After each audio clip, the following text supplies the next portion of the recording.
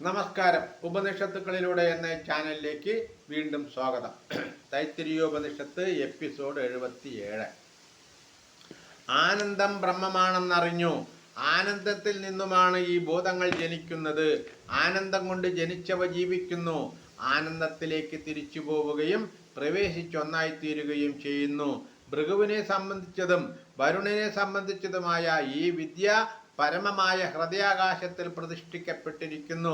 ഏതൊരാൾ ഇങ്ങനെ അറിയുന്നു അവൻ പ്രതിഷ്ഠ പ്രാപിക്കുന്നു. അന്നമുള്ളവനായും അന്നം ഭക്ഷിക്കുന്നവനായും ഭവിക്കുന്നു. സന്താനം കൊണ്ട് പശു തുടങ്ങിയവയെ കൊണ്ടും ബ്രഹ്മതേജസ് കൊണ്ടും മഹാനായി ഭവിക്കുന്നു.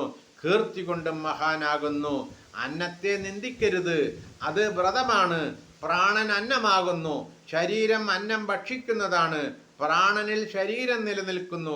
ശരീരത്തിൽ പ്രാണൻ പ്രതിഷ്ഠിക്കപ്പെട്ടിരിക്കുന്നു. അതിനാൽ ഈ അന്നത്തിൽ പ്രതിഷ്ഠിതമാണ്.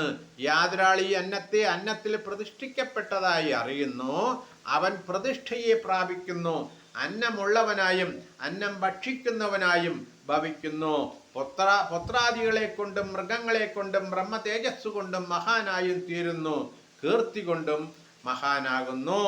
അന്നത്തെ കൈവിടരുത്, അത് വ്രതമാകുന്നു. ജലം അന്നമാകുന്നു. ജ്യോതിസ് അന്നത്തെ ഭക്ഷിക്കുന്നതാണ്.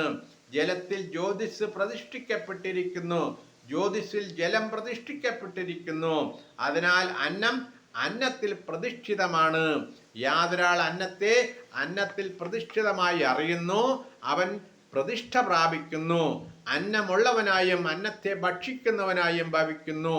സന്തതി കൊണ്ടും മൃഗങ്ങളെ കൊണ്ടും ബ്രഹ്മ തേജസ് കൊണ്ടും മഹാനായും തീരുന്നു. കീർത്തി കൊണ്ടും മഹാനാകുന്നു.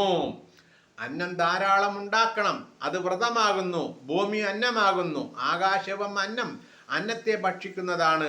ഭൂമിയിൽ ആകാശം പ്രതിഷ്ഠിക്കപ്പെട്ടിരിക്കുന്നു. ആകാശത്തിൽ ഭൂമി പ്രതിഷ്ഠിതമാണ്. അതിനാൽ അന്നത്തിൽ പ്രതിഷ്ഠിതമാണ്. യാതൊരാൾ ഈ അന്നത്തിൽ പ്രതിഷ്ഠിക്കപ്പെട്ടതായി അറിയുന്നു അവൻ പ്രതിഷ്ഠ പ്രാപിക്കുന്നു. അന്നമുള്ളവനായും അന്നത്തെ ഭക്ഷിക്കുന്നവനായും ഭവിക്കുന്നു. സന്തതി കൊണ്ടും പശുക്കളെ കൊണ്ടും ബ്രഹ്മ തേജസ് കൊണ്ടും മഹാനാകുന്നു.